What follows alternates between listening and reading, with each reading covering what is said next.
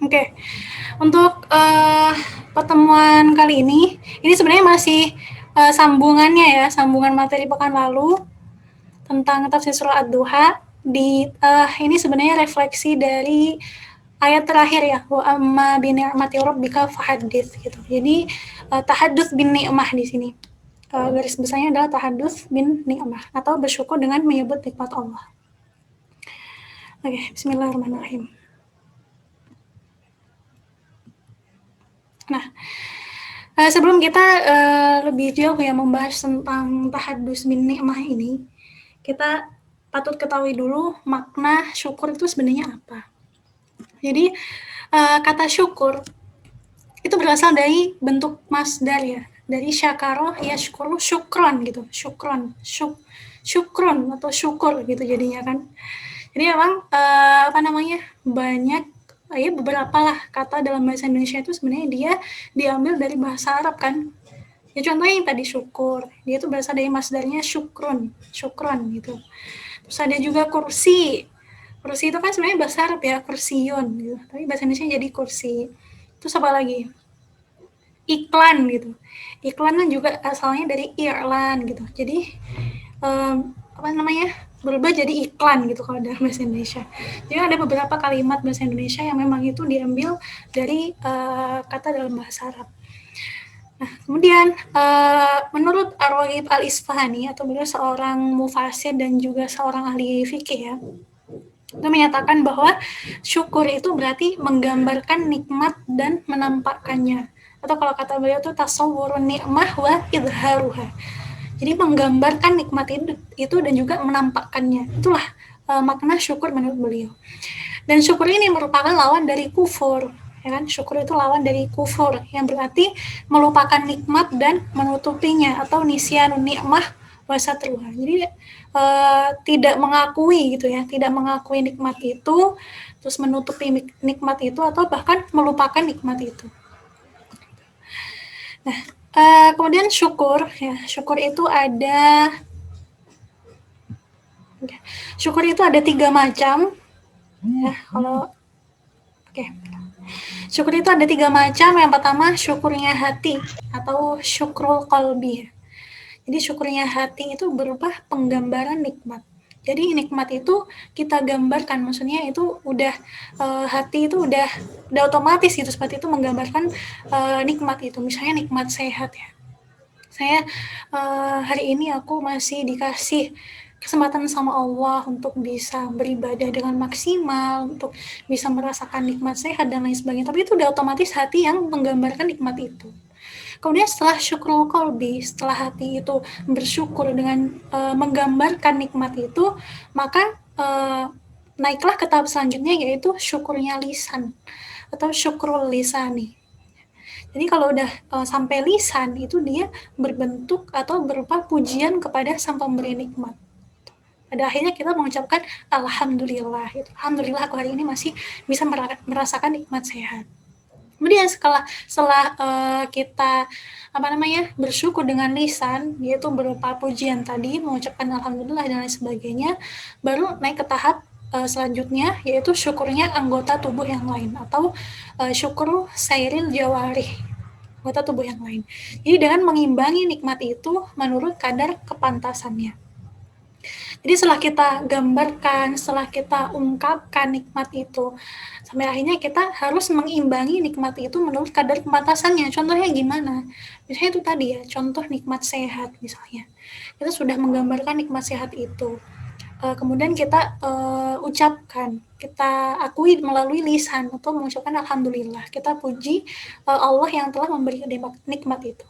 Kemudian selanjutnya apa? Selanjutnya kita imbangi nikmat sehat itu dengan melakukan hal-hal yang pastinya Allah ridhoi gitu ya, dengan anggota tubuh kita yang lain. Misalnya kita memaksimalkan ibadah kita, karena kita diberi nikmat kesehatan gitu ya. Kita memaksimalkan ibadah kita, atau mungkin kita akhirnya bisa mengajarkan ilmu kita kepada orang lain gitu. Nah itu kan mengimbangi ya nikmat itu dengan hal-hal yang baik, atau hal-hal yang Allah ridhoi gitu dengan anggota tubuh kita yang lain. Jadi kurang lebih syukur itu ada 3 macam. Yang pertama syukrul qalbi atau syukurnya hati, kemudian syukrul lisan yaitu syukurnya lisan, dan selanjutnya syukurnya anggota tubuh yang lain yaitu syukrul sairil jawarih.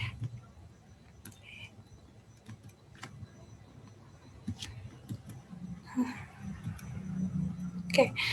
Di sini ada firman Allah ya dalam surah Ibrahim ayat 7, wa id ta'adzana rabbukum la in syakartum la azidannakum wa la in kafartum inna adzabi lasyadid. Nah, insyaallah ini ayat ini udah familiar ya. Tapi kalau dengar kajian-kajian ustaz tentang syukur itu udah selalu terdengar ayat ini. Wa id ta'adzana rabbukum la in syakartum la azidannakum. Jadi ingatlah, tatkala Tuhan memaklumkan sesungguhnya jika kamu bersyukur itu pasti kami akan menambah nikmat kepadamu. Wala in kafartum inna adzabi lasyadid. Dan juga sebaliknya, jika kamu mengingkari nikmatku maka sesungguhnya azabku itu sangat pedih. Jadi ini udah merupakan janji ya dalam dalam Al-Qur'an itu kalau Allah sudah berjanji atau Allah sudah berfirman itu tidak mungkin Allah mengingkari. Tidak mungkin itu suatu kedustaan, nggak mungkin. Jadi Allah udah jamin di sini kalau misalnya kita mau bersyukur atas apa yang telah Allah berikan itu, insya Allah Allah pasti akan memberikan tambahan nikmat itu kepada kita. Tapi kalau misalnya kita kufur atau kita mengingkari nikmat itu atau malah merasa kurang terus gitu kan, itu malah justru yang kita dapatkan bukan tambahan nikmat tapi malah adab yang sangat pedih. Nah ini ya ada 2 kisah yang bertolak belakang antara Nabi Sulaiman dan Qarun. Kalau dalam hal bersyukur, ini kita insya Allah udah familiar juga ya tentang kisah ini. Jadi ada 2 kisah yang bertolak belakang antara Nabi Sulaiman dan juga Qarun. Nah ketika Nabi Sulaiman alaihissalam mendapatkan puncak kenikmatan dunia, apa yang beliau katakan? Hadza min fadli rabbi liyabluwani aashkur am akfur. Gitu. Jadi ini tuh adalah atau kenikmatan ini itu adalah bagian dari karunia Allah untuk mengujiku apakah aku bersyukur atau malah kufur. Dalam Quran surah An-Naml ayat 40. Jadi ketika Nabi Sulaiman itu mendapatkan puncak kenikmatan dunia, beliau mengatakan bahwa nikmat-nikmat yang beliau dapatkan itu adalah bagian dari karunia Allah, itu bagian dari nikmat Allah. Untuk apa? Ya untuk mengujiku apakah aku tuh bersyukur atau malah kufur sama nikmat ini. Nah, berbeda dengan kisah Qarun ya. Ketika Qarun mendapatkan harta yang sangat banyak, dia malah mengatakan apa? Qala innama utituhu ala ilmin indi. Jadi sesungguhnya harta kekayaan ini tidak lain kecuali dari hasil kehebatan ilmuku. Jadi dia sombong sekali gitu ya, dia siapa gitu sampai dia mengatakan bahwa apa yang ia dapatkan atau kenikmatan yang ia dapatkan itu semata-mata hasil jerih payah dia gitu, hasil dari kehebatan ilmunya. Ini adalah 2 kisah yang sangat bertolak belakang sekali ya, dan pasti endingnya juga beda gitu.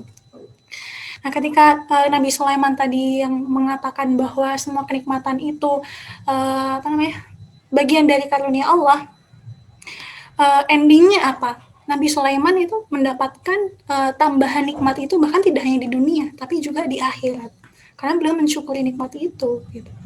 Dan beliau tidak menyombongkan diri, beliau menyadari bahwa apa yang beliau dapatkan itu berasal dari Allah. Gitu. Sebaliknya ya, yang kisah Qarun tadi, dia menyombongkan diri, dia merasa bahwa apa yang ia dapatkan itu adalah hasil dari keahlian dia, hasil dari kehebatan dia, hasil dari jerih payah dia. Dan pada akhirnya malah justru dia mendapatkan mendapatkan azab yang pedih, bahkan tidak hanya di dunia, tapi juga di akhirat gitu ya. Naudzubillah.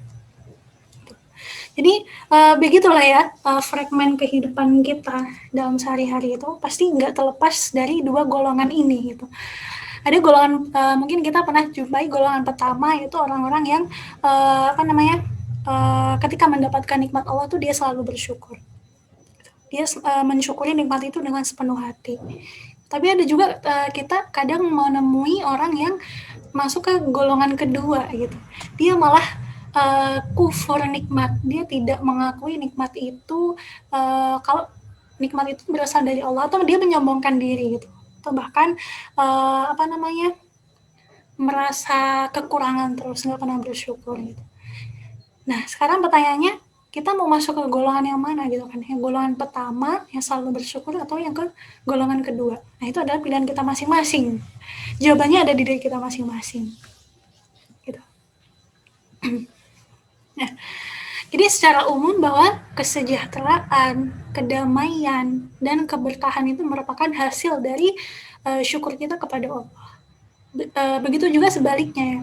Kesempitan, kegersangan, dan kemiskinan itu adalah akibat dari kufur pada Allah. Jadi ketika kita mendapatkan nikmat ya, sekecil apapun itu misalnya, kalau kita bersyukur ya, hati kita tentram pasti ya, damai. Kita merasa ya udah segini tuh udah cukup gitu. Tapi kalau ketika kita mendapatkan kenikmatan tapi kita malah merasa selalu kurang atau kita tidak bersyukur, itu malah hati itu ngerasanya yang ngerasa kurang terus gitu, nggak pernah merasa cukup gitu, karena kita selalu merasa kekurangan, nggak pernah bersyukur gitu. Nah, di sini ada ya, di surah An-Nahl itu Allah membuat perumpamaan ya.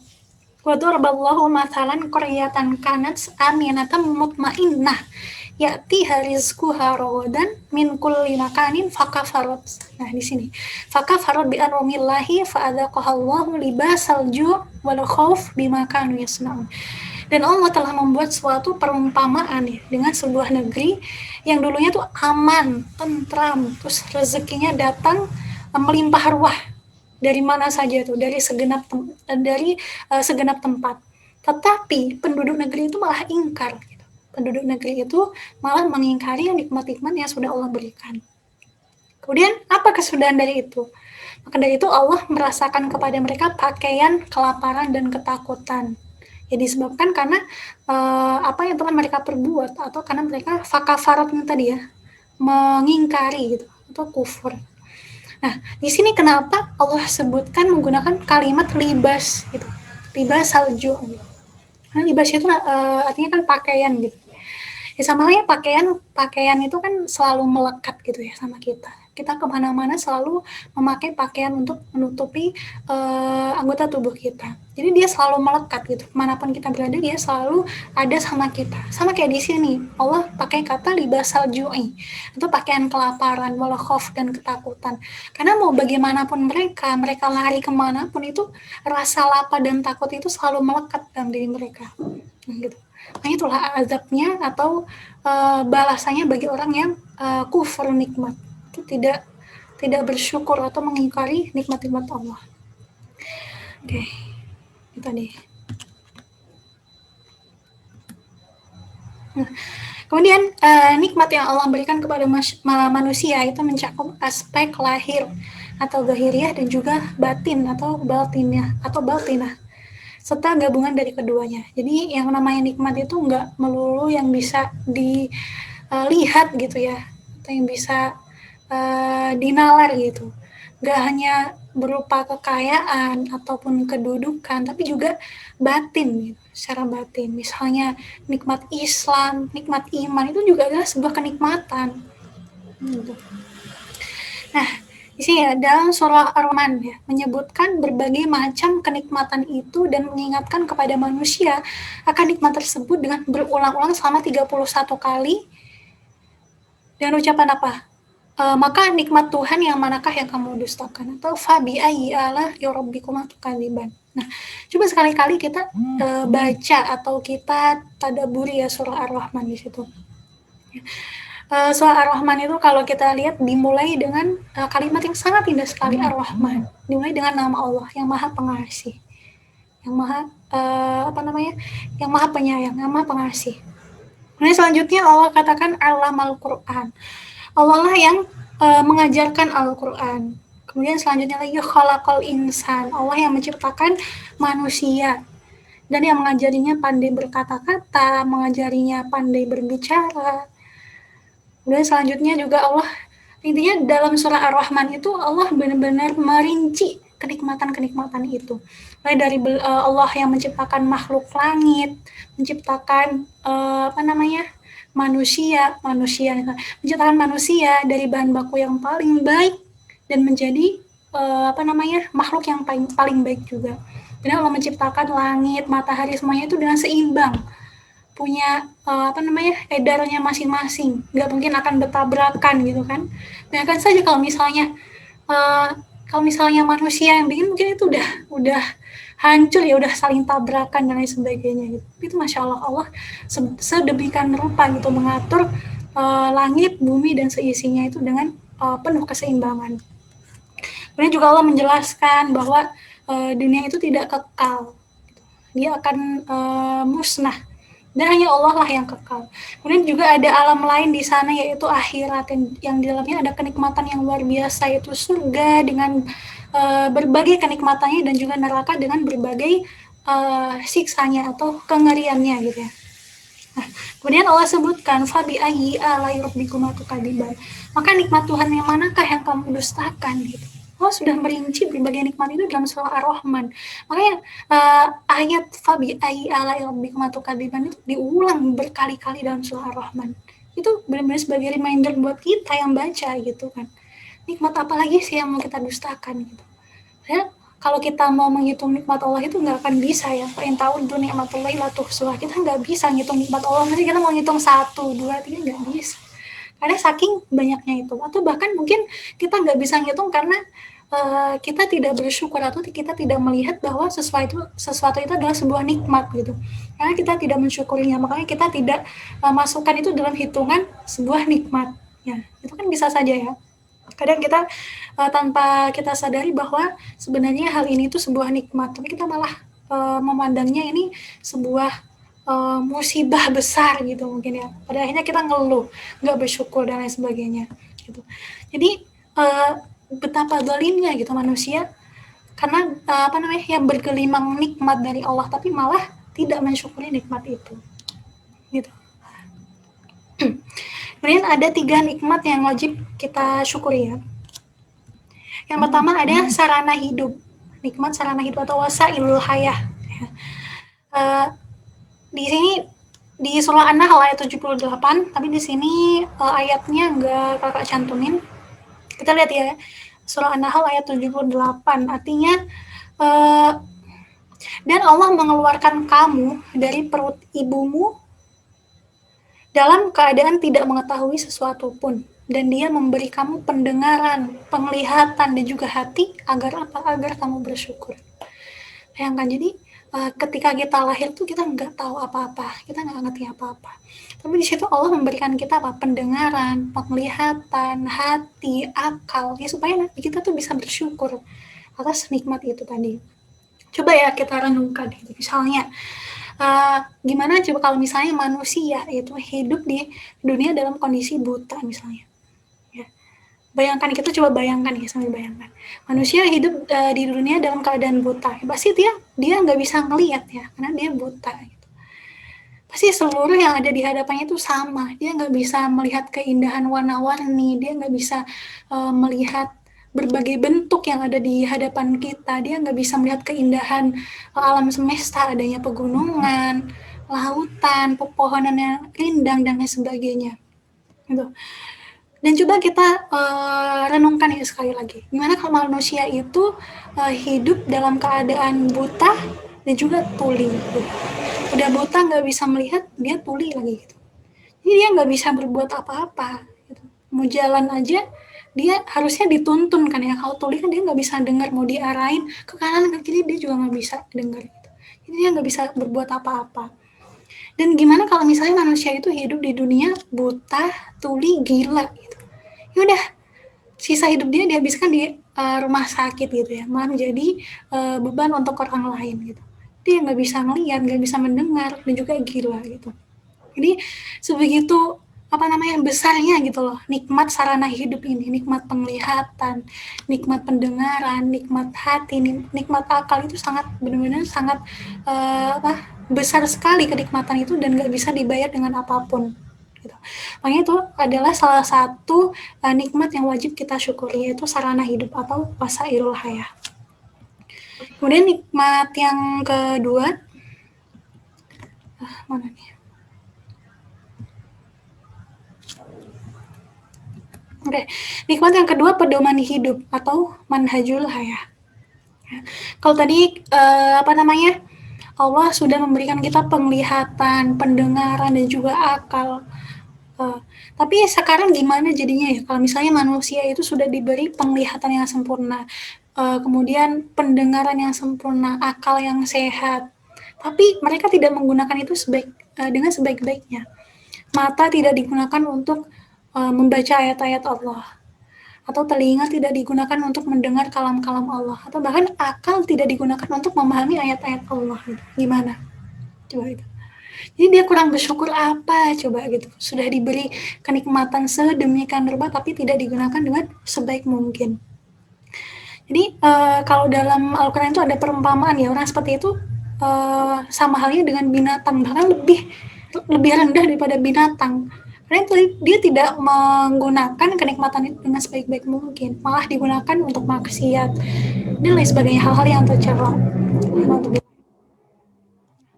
Kemudian demikianlah betapa besar ya nikmat petunjuk Islam dan juga nikmat pedoman hidup ini. Karena dengan ini itu menjadikan kita sebagai orang beriman itu kita akhirnya mengetahui jalan mana yang benar, kita mengetahui mana yang hak dan mana yang batil, kita mengetahui mana yang halal, mana yang haram. Nah, ini adalah pedoman hidup ini adalah salah satu nikmat yang luar biasa juga yang wajib kita syukuri. Ya. Bayangkan kalau kita tidak merasakan nikmat pedoman hidup ini ya, tapi naudzubillah ya. Jadi kita walaupun kita mempunyai anggota tubuh yang sempurna, tapi kalau kita tidak mendapatkan kenikmatan untuk merasakan hidayah Islam atau pedoman hidup, gitu, ya kita nggak mungkin meniti jalan yang lurus, meniti jalan yang benar. Jadi alhamdulillah sekali kita hari ini bisa merasakan nikmat Islam ini. Kemudian yang ketiga, pertolongan atau an-nasr ya, pertolongan. Jadi ada satu bentuk kenikmatan lagi yang wajib kita syukuri, yaitu pertolongan ya, atau an-nasr. Jadi untuk Allah akan memberikan pertolongan ini atau memberikan an-nasr ini kepada hamba-hambanya yang mau berkomitmen gitu ya, berkomitmen untuk berdakwah, berkomitmen untuk menegakkan syariat Islam. Gitu. Dalam Al-Quran di surah Muhammad itu in tansurullaha yansurkum wa yutsabbit aqdamakum. Jadi ketika kita menolong agama Allah, itu Allah pasti akan menolong kita dan juga meneguhkan kedudukan kita. Masya Allah. Ya, itu udah janji Allah gitu. Itu udah pasti nggak akan diingkari sama Allah. Jadi kalau kita mau menolong agama Allah, kalau kita mau komitmen untuk menegakkan syariat Islam, itu Allah pasti akan menolong kita. Ketika kita mendapatkan kesusahan, ketika kita mendapatkan ujian seberat apapun, itu Allah pasti akan menolong kita. Dan juga meneguhkan kedudukan kita semua. Kemudian pertolongan itu sangat banyak ya, pertolongan Allah itu sangat banyak. Contohnya mungkin perlindungan. Jadi Allah melindungi kita dari segala mara bahaya, segala penyakit, itu juga salah satu dari bentuk pertolongan Allah. Kemudian dukungan Allah kepada kita sehingga kita menjadi kuat, itu juga salah satu pertolongan Allah. Ya, bayangkan sih kalau misalnya kita dapat ujian yang berat banget gitu, tapi kita nggak ada dukungan dari Allah gitu ya, pasti kita mungkin aja kita bisa lemah, kita nggak kuat untuk menjalani ujian itu. Nah, kuatnya kita mendapat kekuatan itu karena sebuah dukungan dari Allah atau bentuk pertolongan dari Allah itu tadi. Jadi pertolongan Allah itu cakupannya luas banget ya, nggak hanya nggak hanya perlindungan, nggak hanya dukungan itu, tapi juga rezeki yang baik, rezeki yang halal. Nah, itu juga termasuk dari pertolongan Allah. Seperti itu. Jadi segala bentuk nikmat tadi ya, nikmat sarana hidup, pedoman hidup, pertolongan, itu adalah nikmat yang wajib sekali kita syukuri. Jadi tidak hanya nikmat lahiriah saja, tapi juga nikmat batiniah itu juga wajib kita syukuri. Gitu. Kemudian rukun syukur ya nih. Jadi para ulama itu menyebutkan bahwa rukun syukur itu ada 3. Rukun syukur ada 3. Yang pertama al-i'tiraf atau pengakuan. Jadi pengakuan bahwa segala nikmat yang kita peroleh itu berasal dari Allah. Berasal dari Allah. Itu adalah prinsip yang sangat penting sekali ya. kita punya pola pikir seperti itu gitu. Jangan sampai kita menjadi orang yang takabur, atau kayak kisah Korun tadi ya, takabur, merasa bahwa apa yang dia capai, apa yang dia peroleh itu adalah semata-mata dari kehebatan ilmu dia atau jerih payah dia gitu. Jadi al-i'tiraf atau pengakuan itu adalah prinsip yang sangat penting sekali gitu. Nah, dalam kehidupan saat ini ya, dalam kehidupan modern saat ini tuh banyak sekali orang-orang sekuler itu yang menyandarkan segala apa yang mereka dapatkan tuh yang berasal dari kemampuan mereka gitu. Mereka berpikiran bahwa ya udah apa yang mereka dapatkan, entah itu dari harta kekayaan, kedudukan dan lain sebagainya, itu ya berasal dari kemampuan mereka, sama halnya kayak Korun gitu. Nah, itu banyak sekali yang seperti itu. Makanya pola pikir yang seperti itu tuh bisa merusak atau bisa justru malah mendatangkan azab gitu ya, atau mendatangkan siksaan yang pedih itu. Jadi kalau misalnya nih kita kita sebagai orang Islam misalnya, tapi kita punya pola pikir yang sama kayak orang sekuler tadi, merasa bahwa segala apa yang kita capai saat ini itu adalah hasil dari kemampuan kita. Nah, itu kita akan rusak gitu. Lama-kelamaan kita akan rusak. Kita akan mendapatkan itu tadi kesudahan yang tidak baik seperti halnya kisah Korun. Makanya kita harus selalu iktiraf, kita akuin, jangan sombong lah, kita rendah diri, kita bersikap tawadu gitu akan nikmat Allah itu. Jangan gengsi mengakui bahwa itu dari Allah, itu pemberian dari Allah.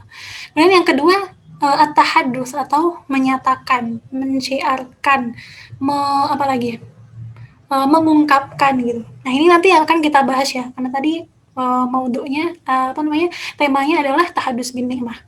Kemudian yang ketiga itu at-ta'ah atau ketaatan. Jadi ketika kita sudah i'tiraf, kita mengakui, kemudian kita nyatakan, kita ungkapkan, dan pada akhirnya syukur itu ada pada tahap yang puncaknya, puncak rasa syukur, yaitu at-ta'ah, ini adalah ketaatan. Gitu. Nah, kemudian ini ya, tadi seperti yang ceritakan sama Oja tadi ya, bahwa Rasulullah, ya kita tahu Rasulullah itu udah dijamin masuk surga, terus dosanya itu udah pasti diampuni, dosa yang sudah lalu, bahkan dosa yang akan datang itu udah pasti diampuni gitu. Tapi Rasulullah tetap saja rajin melaksanakan sholat malam gitu. Beliau rajin sekali qiyamul lail, melaksanakan sholat malam, bahkan sampai tadi disebutkan ya sama Oja, sampai kaki Rasulullah itu bengkak gitu.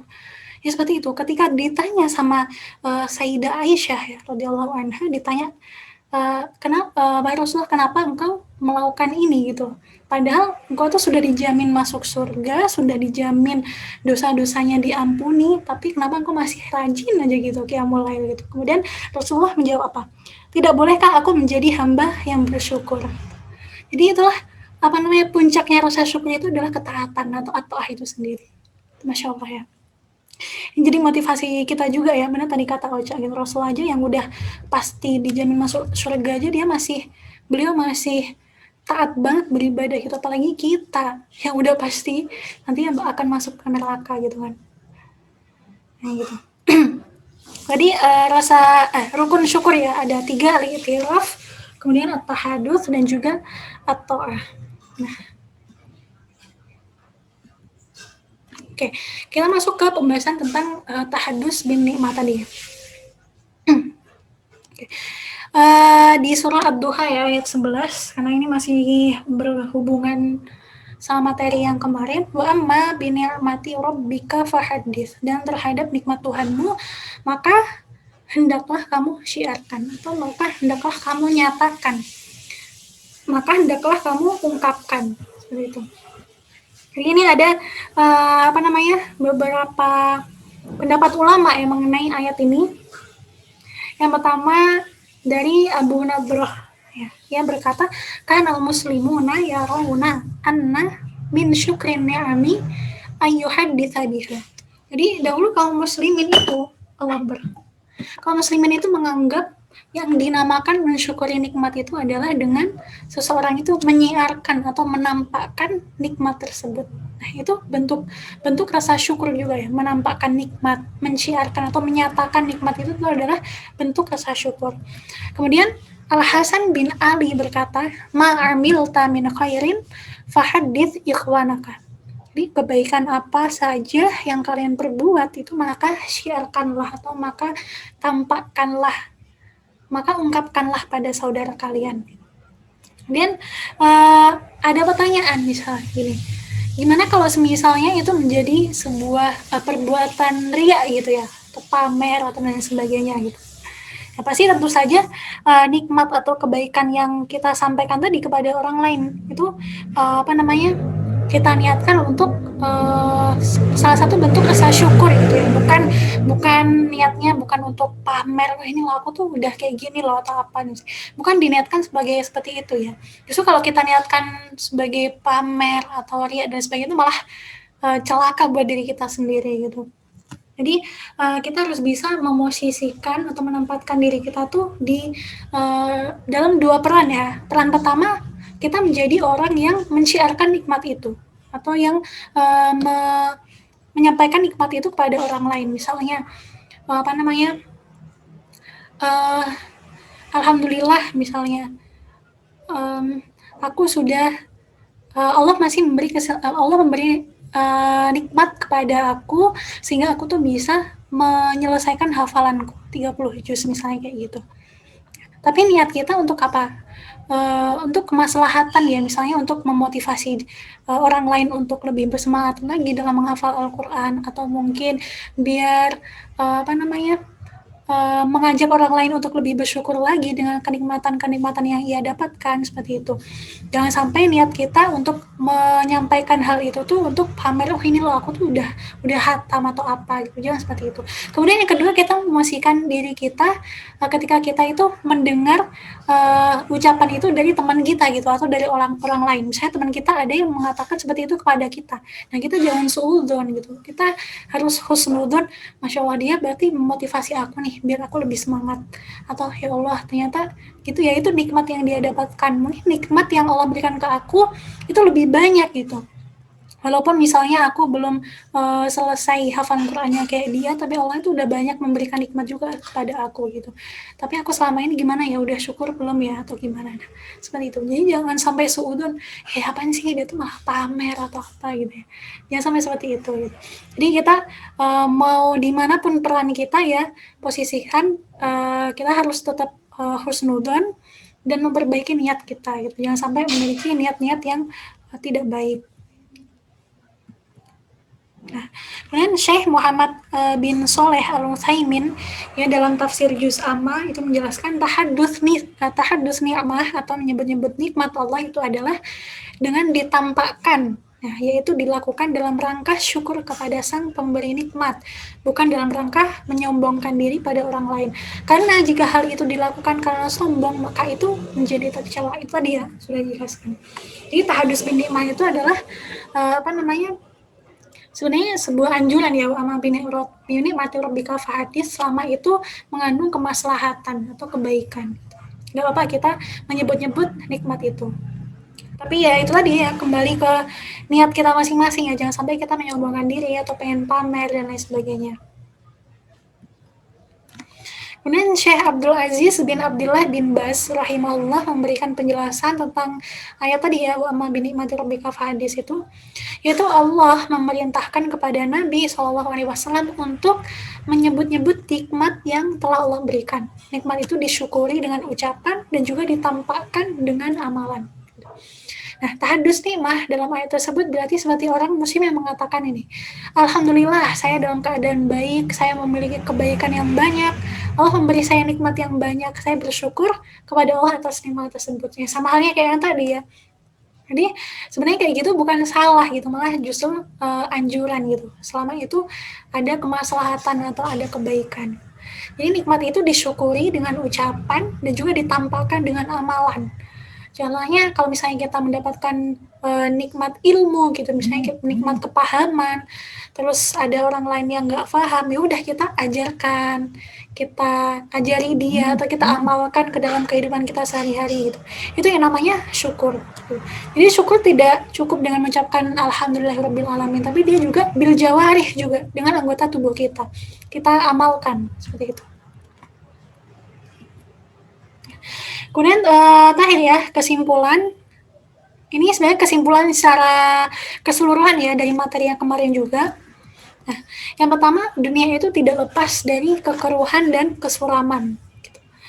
Makanya Allah berfirman kan dalam surah Ad-Duha, walal akhiratu khairul laka minal ula. Karena akhirat itu lebih baik daripada dunia atau daripada permulaan.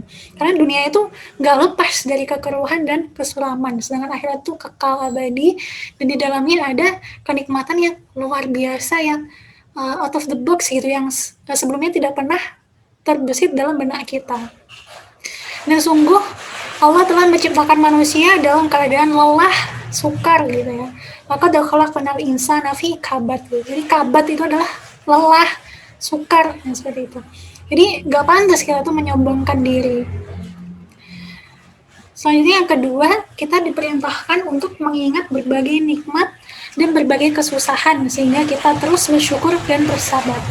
Makanya ada kalanya kita tuh melihat orang yang di atas kita dan juga orang yang di bawah kita. Kapan itu? Misalnya kita lagi pengen dapat motivasi, pengen dapat cambukan gitu ya, biar lebih semangat gitu. Coba kita lihat orang yang di atas kita, orang yang udah sukses lebih dulu, itu kita insya Allah akan termotivasi gitu dan melihat orang-orang yang di atas kita. Tapi ada kalanya juga kita melihat orang yang ada di bawah kita gitu. Misalnya kita ngerasa insecure atau ngerasa apa sih ini kok ujian ini kok harus ke aku sih, kenapa gitu, atau merasa kayak ujian ini berat banget gitu. Coba kita lihat orang di bawah kita gitu. Ada yang mungkin yang kurang beruntung gitu dibanding kita gitu. Kita tuh masih masya Allah masih beruntung sekali, bahkan ada orang yang kurang beruntung daripada kita seperti itu. Jadi di situ kita melatih kesabaran dan juga melatih untuk terus bersyukur ya. Kemudian yang ketiga, wajib mensyukuri nikmat dan disalurkan pada hal-hal yang diridhoi Allah. Tadi ya, kalau misalnya kita mendapatkan kelebihan harta, udah kita salurkan itu untuk infak, untuk sedekah, untuk membantu saudara kita yang memerlukan dan lain sebagainya. Kemudian yang keempat, Allah suka melihat tampaknya bekas nikmat Allah pada hamba-Nya. Jadi misal kita punya kelebihan harta, ya, otomatis kita mampu ya membeli pakaian yang layak pakai, yang menutup aurat kita gitu.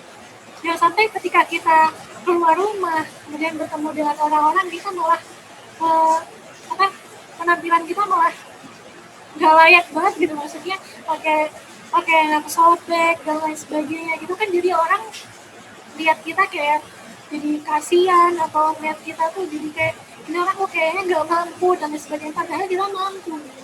Allah itu suka melihat tampaknya bekas sifat Allah itu pada diri kita. Jadi kalau memang kita punya kemampuan untuk itu, ya udah gitu. Kita pakai pakaian yang layak pakai, pakaian yang bersih, yang sopan gitu, yang menutup aurat gitu. Sama halnya dengan ketika kita mendapat kenikmatan ilmu itu tadi ya, kenikmatan ilmu gitu. Ya udah, Allah suka melihat itu ada bekasnya gitu di kita. Caranya gimana? Caranya kita mengajarkan kepada orang-orang yang lain, atau kita mengajari teman kita yang belum paham. Jadi jangan malah dicaci maki gitu ya, jangan malah diejek gitu. Kemudian yang kelima, meminta-minta pada ayat ke-10 itu mencakup meminta harta dan meminta ilmu. Wa amma sa'ila fala tanhar itu. Mereka ini tidak boleh dihardik. Karena itu seorang yang berilmu itu adalah berakhlak mulia di hadapan orang yang diajarkan, tetap murah senyum, memuliakan dan juga menyayangi. Jadi kalau misalnya ada teman kita minta ajarin gitu, jangan kalah diajakin, kamu masa ini aja nggak paham gitu, jangan sampai kayak gitu. Udah, jangan sabar, kita coba jelasin pelan-pelan ke dia sampai dia paham. Jadi kita tidak boleh menyikapinya dengan malah marah-marah atau malah mengeja. Ini jangan sampai ya, nggak boleh dihadiri. Kemudian yang keenam, nikmat yang disebutkan dalam ayat 11 untuk disyukuri adalah nikmat duniawi dan juga nikmat ukhrawi. Amma binikmati rabbika. Maksudnya nikmat itu yang mencakup semuanya, baik nikmat duniawi ataupun nikmat ukhrawi. Kemudian yang terakhir, yang ke-7, itu dianjurkan untuk menyebut-nyebut nikmat Allah di saat ada maslahat. Tadi ya, insya Allah udah jelas. Jadi yang penting kita bersihkan niat kita, jangan sampai ada rasa ria atau ingin pamer, dan juga jangan sampai ada prasangka-prasangka yang tidak baik gitu ya, atau suudzon. Jadi ya, kalau selama itu ada kemaslahatan atau selama itu ada kebaikan, sudah kita dianjurkan untuk menyebut-nyebut nikmat itu. Mungkin kurang lebih itu pembahasan kita pada siang hari ini.